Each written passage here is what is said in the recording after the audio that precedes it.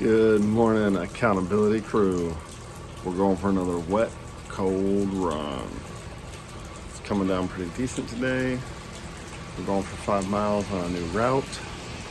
So here we go. Well, I am soaked to the bone and a little cold. So calming down a little bit. For some reason that one hurt a bit more than normal, but got it done, and gonna go shower, warm up, thankfully, and get started. Welcome and good morning. This is the Accountability Project, where we condense the pain of personal development and personal growth. So this morning's book, The Science of Success, we are talking about having an open mind.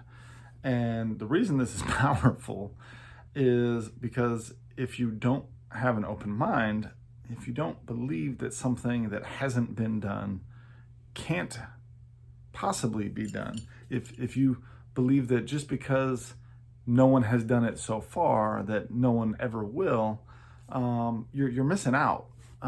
Over time, one of the things that we have learned is that the human capacity continues to expand and grow.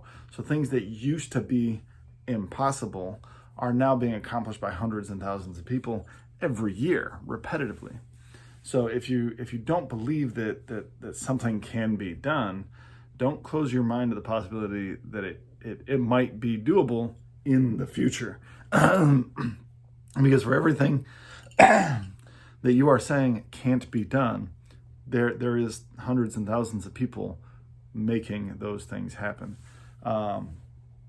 Also, he also talks about keeping a fresh mind as well, and paying attention to what you're allowing into your mind. And he uses the mindset or explains it using the Communist Party, right? So the communist regimes would isolate the brain, because they know if you isolate the brain, then it starts to wither and die. So they cut off people from news, from media, from newspapers, from television altogether, from books, and from the opportunity to hear new ideas. They completely brainwash them by completely removing the opportunity for any other thought to possibly happen. And they know that if the mind is isolated, it will wither and die. And that's something that we should be mindful of is, are we cutting ourselves off from anything positive? If all we do is watch the news and we don't take the time to listen to something positive, if we don't take the time to read good books that uplift and encourage, then we are imprisoning our mind in the status quo, and we won't be able to move beyond that. And so we want to be mindful of the associations that we have, because what we read and who we spend time with ultimately will determine who we are in 5 years. And I truly believe that, and that's been true in my life in many different ways. So next up, we started the book, The Power of the Other. And this first chapter was called The Unknown Truth, or Neglected Truth. And ultimately what this chapter was talking about is really laying down the foundation of what they're talking about.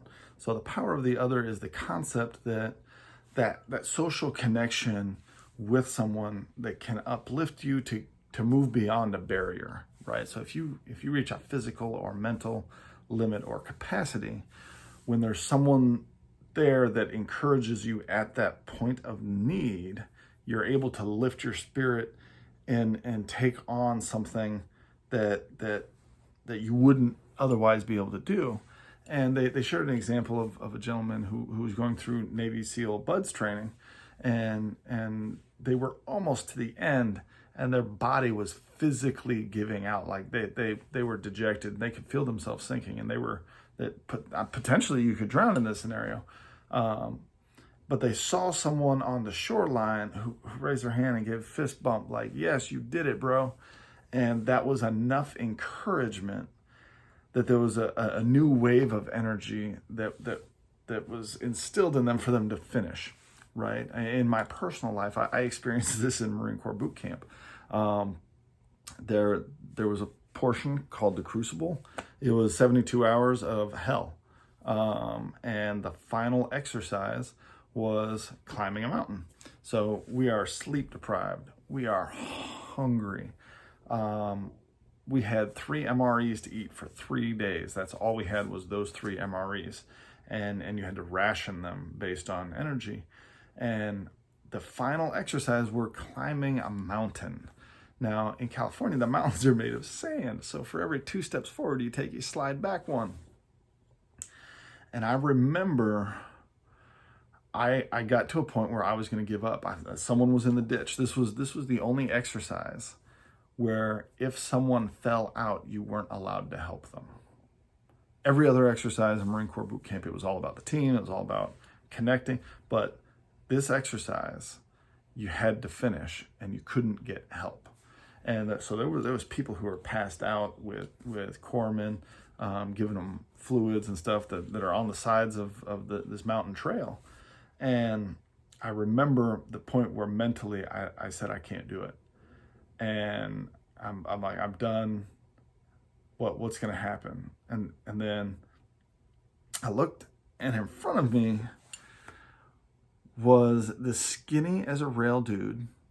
I don't even remember his name. Don't remember who he was. I could probably point him out in a photo. But I remember from about halfway up the mountain to the top, the only thing I kept saying in my head is, if he can do it, I can do it. If he can do it, I can do it. If he can do it, I can do it.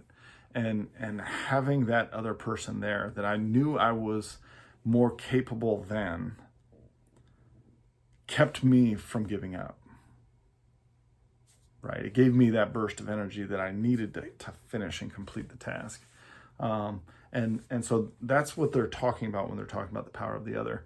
And so he's going to be looking at that in this book and seeing how we can leverage the power of the other in our personal lives, in our businesses, and in our families, and in all over the place. So new book, first time reading it. So hopefully I'm articulating this correctly. If not, well, someone will DM me or something.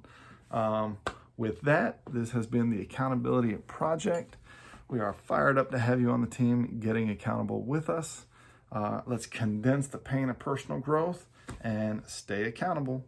Bloop.